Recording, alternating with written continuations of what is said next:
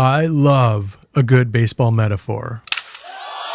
So how do you make a drilling operation more energy efficient? You could go for the home runs, things like mobile carbon capture or using renewable energy, the big swings of the bat that get the crowd cheering and make a difference all at once. But the thing about baseball is that most games are not won by home runs. They're won by singles and doubles and bunts and RBIs, by making steady progress even if it isn't flashy. In the drilling industry, that's about finding the places you're using conventional fuels at a large scale and figuring out how to switch to something cleaner. It might not make it into a press release, but a small change at a massive scale can have an even bigger impact in reducing emissions than some of the high-profile stuff. A bunch of singles can add up to much more than a lone home run, no matter how good it looks. For Tourmaline Oil, that's a new system that converts diesel-powered drilling rigs to run on cleaner natural gas, using the same energy management software that controls renewable microgrids around the world. Do that for every drilling rig across their operation, it adds up to pretty big numbers on the scoreboard. So I sat down with Scott Volk, Technology and Innovation Lead at Tourmaline, to discuss this new technology, the nearly 40% improvement it delivers, and how steady progress can add up to big reductions. Here on Carbon Copy.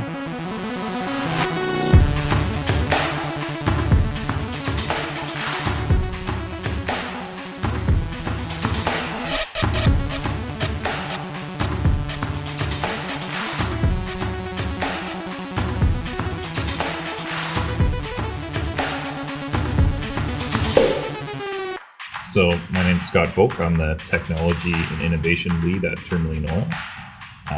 For people that don't know Tourmaline Oil, we're Canada's largest natural gas producer. We make up about 13% of Canada's natural gas.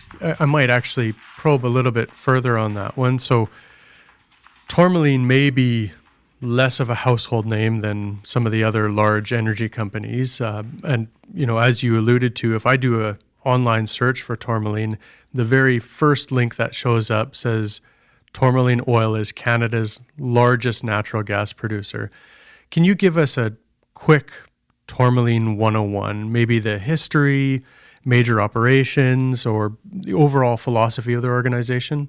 Yeah, so Tourmaline's a Canadian-owned and operated company. We started in 2008. So we've grown significantly since that time to become, as you mentioned, Canada's largest natural gas producer. We operate in Western Canada. We've got operations in both BC and Alberta. We like to focus on three core areas, Montney in BC. We've got Peace River Arch oil play, and then a deep basin large natural gas play through Alberta. We've always kind of focused on those three core areas.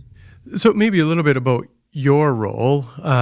What is the organization's approach in a nutshell to innovation? Do you have sort of a large R&D group? Do you primarily work with partners? You look at, I don't want to say acquiring, but bringing technology on that others have developed for demonstration implementation. Any thoughts around that? Yeah, so I run our technology and innovation group. It's key and core to Tourmaline's operations. But Tourmaline runs everything relatively lean. We have a modest sized staff across the board. So my team is about 4 or 5 people. We're focused on tech and innovation. Today, that is definitely clean tech innovation more so than anything else. And then we take advantage of a number of different ecosystems in order to have a stream of technology and innovation coming into our space.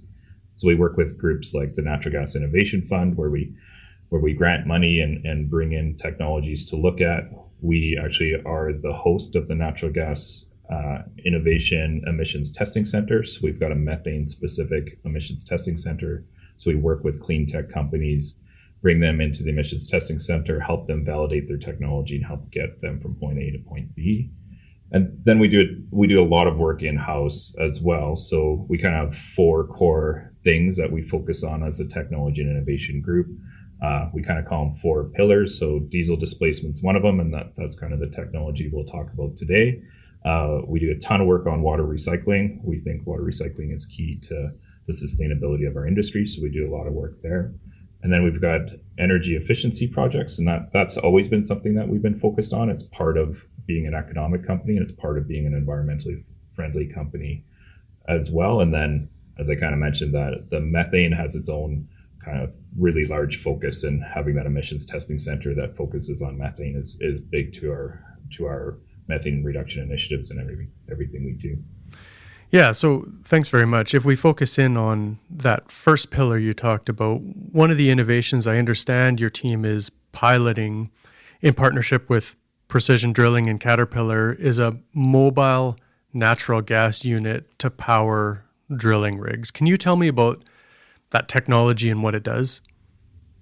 Yeah, so I guess the easiest way to sum up the technology is it's like a hybrid car, but it runs on natural gas. So it uses, and I guess to take one step back, traditionally drilling rigs run on diesel fuel. In the past, they may have been diesel fuel mechanics. Now, most of the drilling rigs are diesel fuel electric rigs. But what we've done differently is now our rig that was diesel fuel electric is now natural gas electric. And in order to make that an efficient and optimized natural gas electric rig, we've added in a battery pack. So that kind of comes back to how it's kind of like a hybrid car. So it's using natural gas to be the primary energy generator, and 3 natural gas generators in particular for this case. And then it has a giant 1 megawatt battery pack. And then that battery pack both gives peak demand and allows the rig to run significantly more efficiently with 100% of the diesel being displaced. So forgive me in advance, but I'm going to ask if we can drill a little bit deeper on this technology. How does it relate to climate change and greenhouse gas emissions? Yeah, so I guess Tourmaline's always had a big initiative, as we kind of talked about being one of the pillars to reduce our diesel fuel consumption. And that's reduce it in all ways. So reduce it by displacing to natural gas is our primary way. But we also do a lot of electrification as well in order to displace it. So our primary goal here is to displace diesel fuel. Natural gas being a lower carbon fuel than diesel fuel has an emissions reductions just from the stack itself.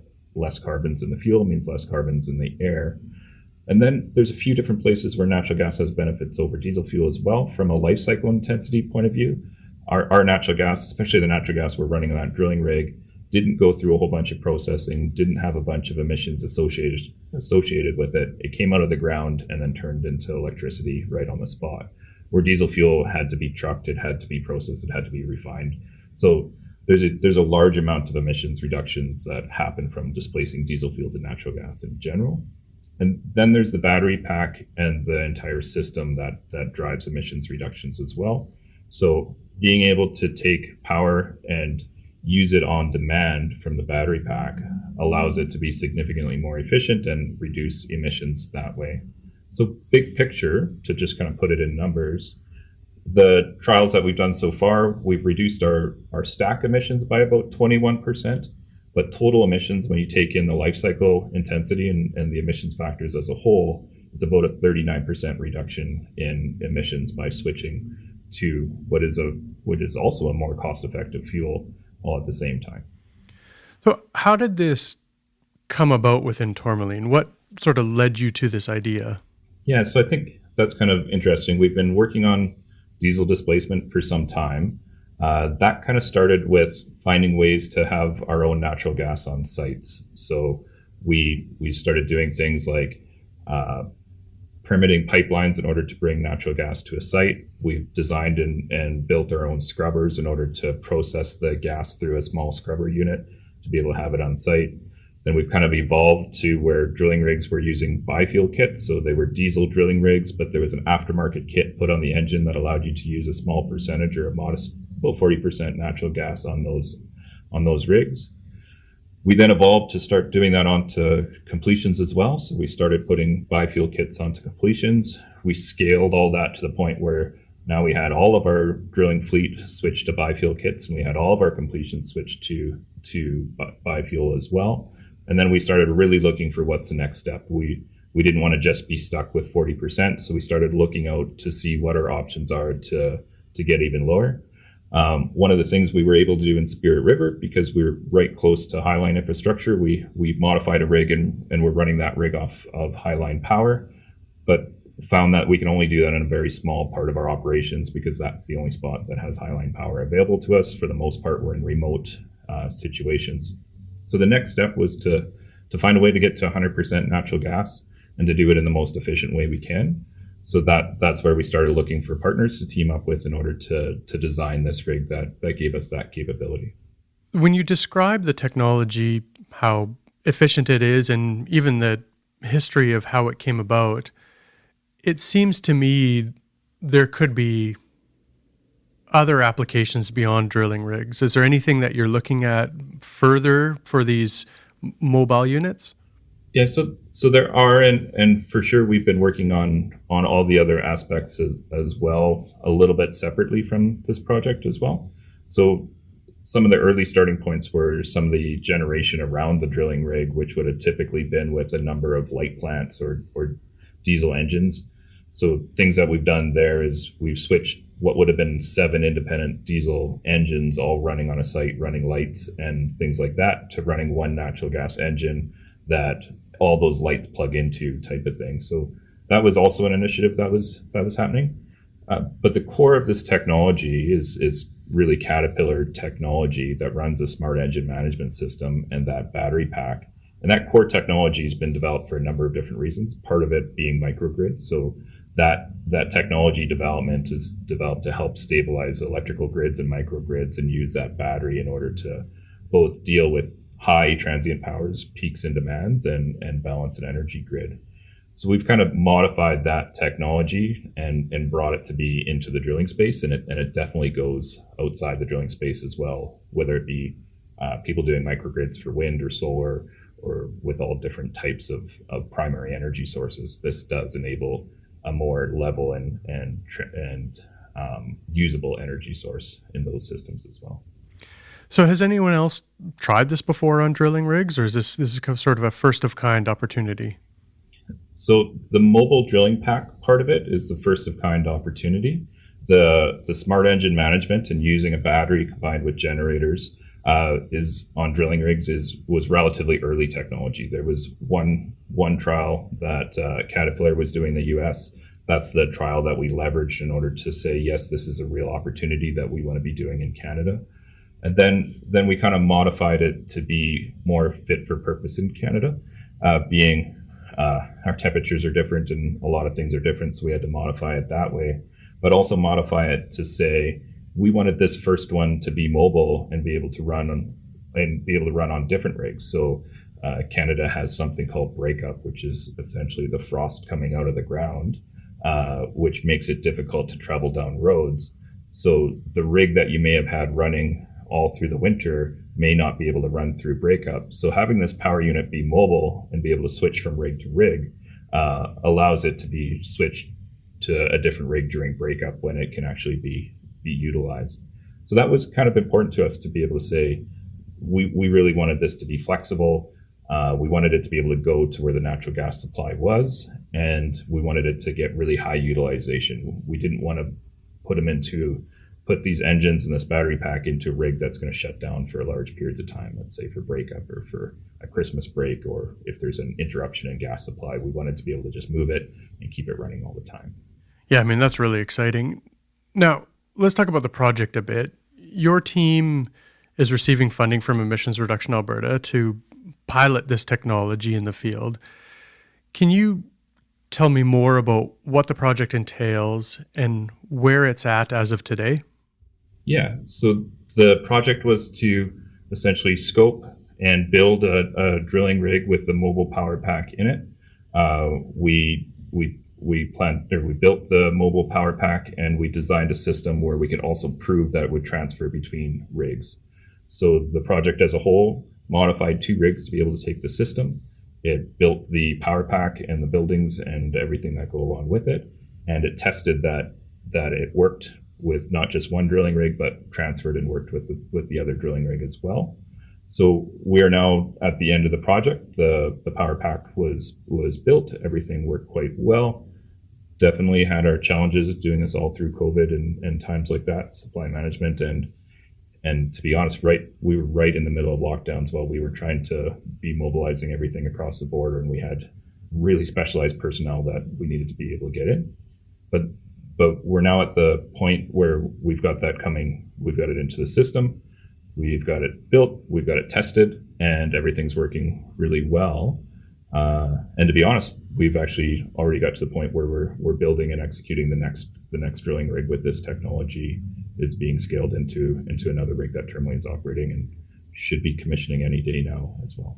Yeah, so if we can dig in on the results a little bit, thanks very much. I'm glad to hear it's been a resounding success. What have the results been? Are you seeing those environmental benefits? You talked earlier about a 39% greenhouse gas reduction. Is that something you've seen in the data? Yeah, so that's where that number has come from. In order to prove the data, we had a rig in the same area that was running a baseline, more conventional system. So we've been collecting really good data on it while it's been running and doing the same type of work. And then we put it in direct comparison to this rig that's been modified and set up to be able to run natural gas. So that 39% improvement as a total, that is from real data comparing the incumbent style of rig to this new rig. And what that really means is actually pretty big numbers. So we're saving about 4,000 liters of diesel fuel every day. And 4,000 liters of diesel fuel every day is a really big deal, especially if you multiply it by a lot of rigs. So it's been working very well. We do believe that we'll have some efficiency tweaks to do. This system has it's a smart engine management system that is a computer controlled system that will start and stop engines and charge the battery as need be and deal with peak loads. And it's a very intelligent system. We've got it dialed in for reliability right now as we're working through getting more comfortable with the technology. And we believe there is opportunity to, over time here, to start focusing a little bit more on efficiency. And we think there'll be a little bit more opportunity to get even better from there. That's fantastic. What about from a cost perspective? One of the challenges you hear talked about a lot with tackling climate change is the significant investment required. Does it cost more to do it this way, or could this even potentially save on costs? Yeah, so this will be one of those unique situations and something that Tourmaline really looks for. So when you're going to try to reduce emissions and you're going to focus on getting better, I think it's critically important to start at the bottom at the easy stuff and work your way up to the more difficult things. So this is one of the ones where natural gas is significantly more cost effective than diesel fuel. So this will actually save money and have a really significant benefit for the environment. And I think it's really important to keep starting at those points and work your way through. If you're saving money, then you've got more money to go reinvest into some of the more challenging or less cost-effective environmental initiatives. So starting at where it really has the biggest impacts for the lowest dollars and working your way through kind of builds this continuous improvement model that I would say almost all companies have had success on, that really kind of puts all the money in the right place, focuses on things that are getting returns, and then keep moving from there. Can really have a huge impact if you're looking for emissions reductions. Emissions Reduction Alberta takes action on climate change and supports economic growth. Our funding helps existing and new industries in Alberta reduce GHG emissions while lowering costs, attracting investment, and creating jobs. That's why we've invested more than $815 million into 230 projects valued at $6.5 billion. To learn more about Emissions Reduction Alberta, visit eralberta.ca. So it sounds like a win-win. For sure. Reducing greenhouse gas emissions, saving money, and not only that, but your team is building another one already. Does that mean this is the future for drilling rigs? It's definitely the future for Tourmaline. What Tourmaline's done to have natural gas at all of our well sites is a little bit unique. We definitely see a lot of other companies doing it, and we see a lot of other companies finding other enabling technologies. Compressed natural gas trailers, for example, are an enabling technology. Obviously, if you can use your own gas out of a pipeline and not have to truck it in, there's a significant cost savings to doing that. So absolutely, this is the future for Tourmaline, and we believe it is also the future for the industry. It's just going to take a little bit of time for some of the companies to get the infrastructure in place to have natural gas at all their sites. But we strongly believe it's the future for the industry as well. And some of our partners are already working on that. We're definitely not the only, we set this consortium up so that everyone can expand the technology and everyone can go put in place. So you're seeing Caterpillar going and using the same technology throughout the US and finding more customers. You see Precision finding more customers using this technology as well. And you see Tourmaline scaling this technology across all of our rigs that we're using. So it is a great consortium in that everyone was all united and just promoting the technology. So I guess a very long-winded way of saying, yeah, I think it is the future for drilling, but there will be a couple hurdles along the way. And I like that philosophy you talked about, going after the easy wins first, or maybe to use an analogy, the lower hanging fruit. Maybe actually to draw upon a different analogy, I read in Gas Pathways a couple months ago, you talked about a baseball analogy, the need for singles and doubles, and also home runs. Can you maybe expand on that a little bit? How would you explain Tourmaline's larger greenhouse gas strategy? What are the singles and where will the home runs come in? Yeah, so that analogy is really great because people get all hyped up about home runs, but home runs don't necessarily win all the baseball games. You need to be really good at singles and doubles.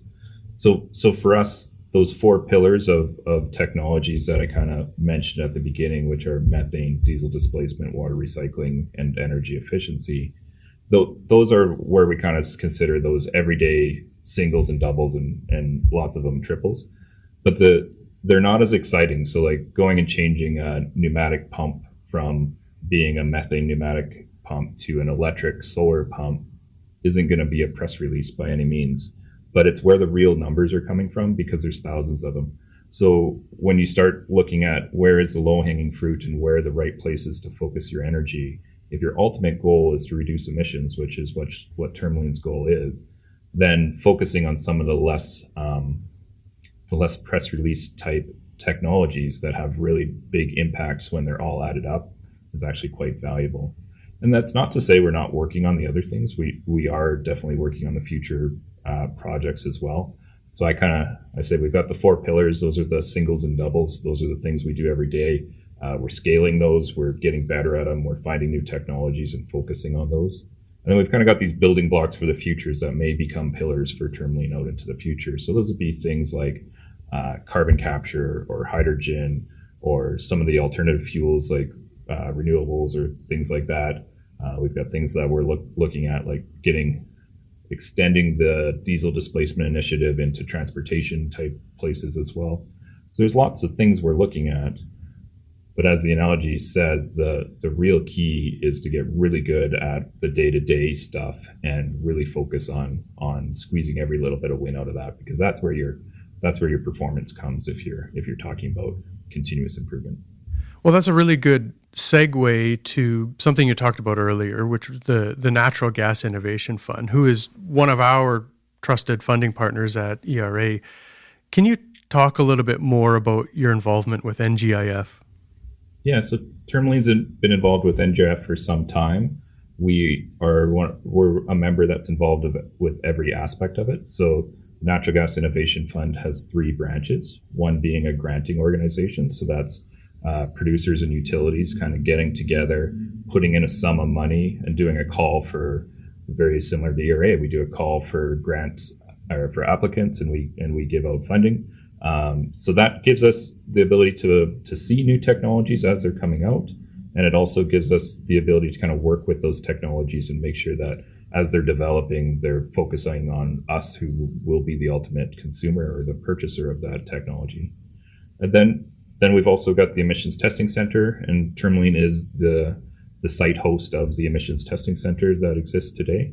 that's a collaboration between the Natural Gas Innovation Fund, the University of Calgary, and Tourmaline, all working together to be able to both test new technologies in a lab space, and then as they become safe and ready for the field, then we bring them to the emissions testing center in the field and test them there. That's focused on methane, that aspect.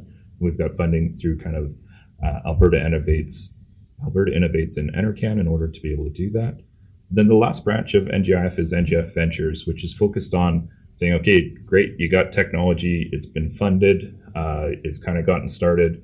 Now you've kind of connected them with customers, you've tested it at a testing center and validated. Now you need to be able to scale, and you actually need to be able to get a market or a product to market. So the ventures piece actually gives them larger amounts of money to take that technology and scale it and make sure it gets to a commercial state. So that's kind of the full NGIF branch and how Tourmaline relates with it. Yeah, I mean, it sounds like a very powerful model.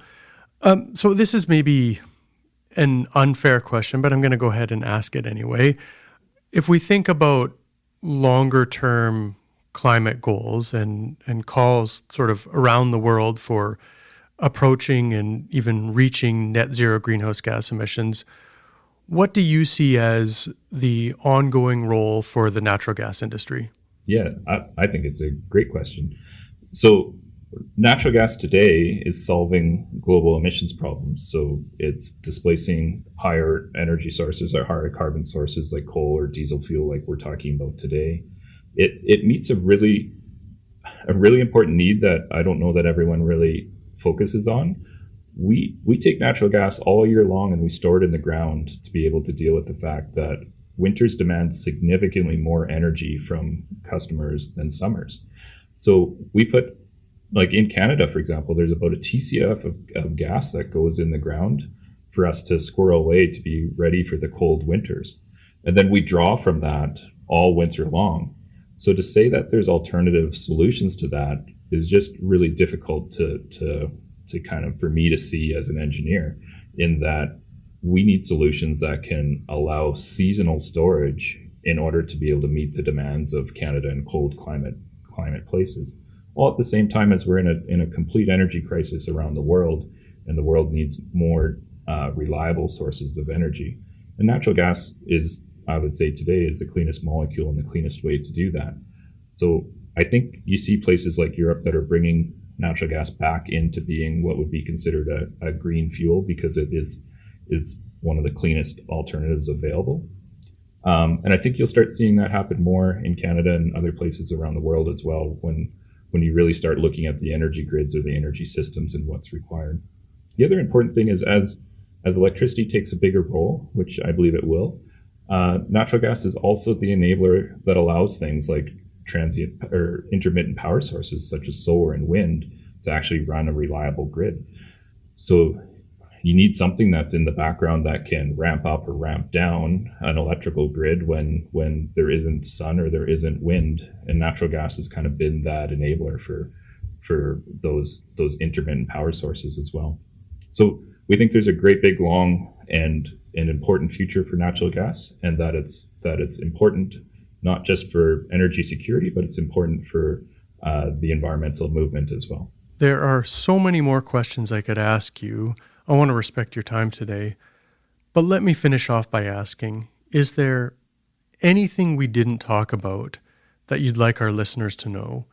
Anything I didn't ask you about, or any closing thoughts you'd like to leave with us?